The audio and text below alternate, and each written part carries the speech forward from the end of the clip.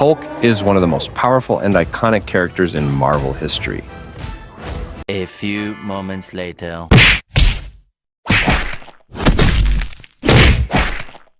And over the years, we've seen him evolve from a simple TV show monster to a full-fledged CGI giant. But did you know that Hulk has changed drastically in size and appearance with every adaptation? Today, we're going through every version of Hulk, from 1977 to 2025, ranking them from smallest to tallest. And by the end, we'll also explore why Hulk's size has been decreasing dramatically in the MCU.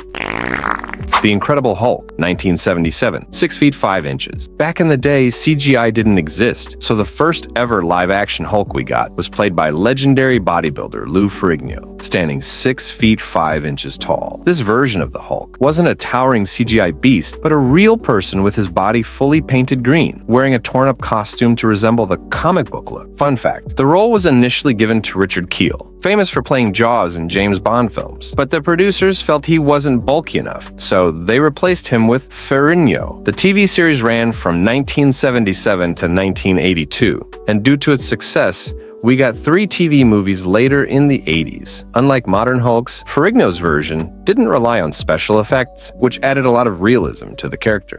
The Incredible Hulk Returns, 1988, 6 feet 5 inches. In 1988, the first Hulk TV movie was released, titled The Incredible Hulk Returns. This time, Hulk teamed up with Thor, and Ferrigno reprised his role. While his height remained 6 feet 5 inches, he looked bulkier than before, because Ferrigno had continued training and got even more muscular for this role. This was also the first time we saw a crossover between 2 Marvel heroes in live action. Another fun fact, in this movie, Ferrigno had hearing issues, so they changed his Hulk wig to make it easier for him to wear a hearing aid underneath.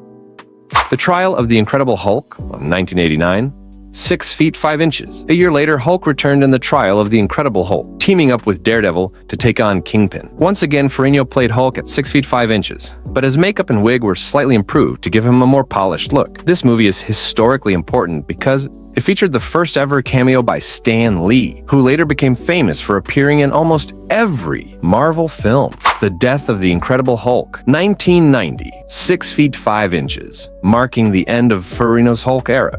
Unlike the comics, where Hulk is nearly immortal, this movie showed Hulk dying after falling from a plane, which was a shocking moment for fans. Originally, Iron Man was planned to appear in the film, but those plans were canceled. Hulk, 2003, and 9 feet.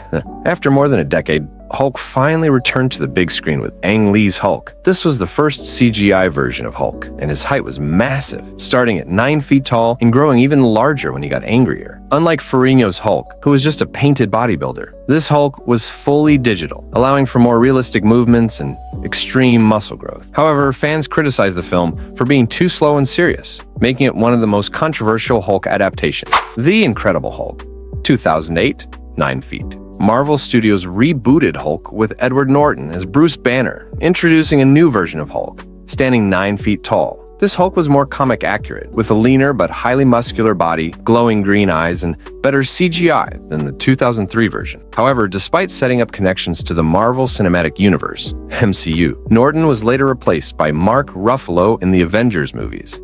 The Avengers, 2012, 8 feet 5 inches. Mark Ruffalo took over as Bruce Banner in 2012. This was the first time the Hulk's face was modeled after the actor playing Bruce Banner, making him look more realistic and expressive. Fun fact, originally, Marvel wanted Edward Norton to return, but he didn't agree with the MCU's direction, so they recast Hulk with Ruffalo instead. Thor, Ragnarok, 2017, 8 feet 5 inches. Hulk became one of the main characters and had an 8 feet 5 inches height. But what made this version unique was that he could finally talk properly. Inspired by the Planet Hulk storyline, this version of Hulk had armor, weapons, and a gladiator-style look. Avengers Endgame, 2019, 8 feet 2 inches. In Endgame, we were introduced to Professor Hulk, a combination of Bruce Banner's brain and Hulk's body. This version was slightly shorter at 8 feet 2 inches, but was way more intelligent, allowing Hulk to use technology and strategize instead of just smashing things.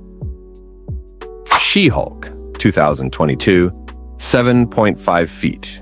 We see one of the smallest versions of the Hulk in the MCU, standing at around 7 feet tall. This Hulk is far shorter compared to his earlier appearances, especially in films like Avengers, Endgame, or Thor, Ragnarok. Unlike the usual towering and angry Hulk, this version is more refined and controlled. His physical appearance in She-Hulk isn't as massive as past versions, but his strength and abilities remain a major force in the MCU, showing that even a smaller Hulk can still pack a punch. Honorable mentions, we can't forget about She-Hulk, played by Tatiana Maslany. Standing 6 feet 7 inches, she is Hulk's cousin, with a more controlled transformation. Red Hulk, 2025. We can't talk about Hulk without mentioning Red Hulk, the alter ego of General Thaddeus Ross, played by Harrison Ford in Captain America. This version of Hulk was highly anticipated and 9 feet tall, but ultimately underutilized. Despite his iconic status in the comics, Red Hulk only appeared for about 10 minutes in the film, leaving fans disappointed, while he retains his immense strength and signature red skin. His presence in the movie feels more like a setup for future appearances, rather than a full-fledged debut. In the comics, Red Hulk is known for his heat-emitting abilities, which allow him to increase his power, but also put him at risk of overheating. Whether we'll see more of him in the MCU remains to be seen, but his brief screen time in Brave New World suggests that Marvel might be saving his true potential for future projects. The biggest question surrounding the Hulk is why his height keeps decreasing. The main reason for this is his mental stability. Historically, Hulk's size and strength were directly linked to his anger. The angrier he got, the bigger and more powerful he became. But after his defeat by Thanos in Infinity War, Hulk underwent a change in a sort of shameless way. He merged with his Bruce Banner side to become Professor Hulk. Since then, each new appearance has seen him getting smaller, reflecting his shift away from pure rage-driven growth to a more controlled, intelligent version. But who knows? Maybe the Hulk will find a way to regain his towering form in the future,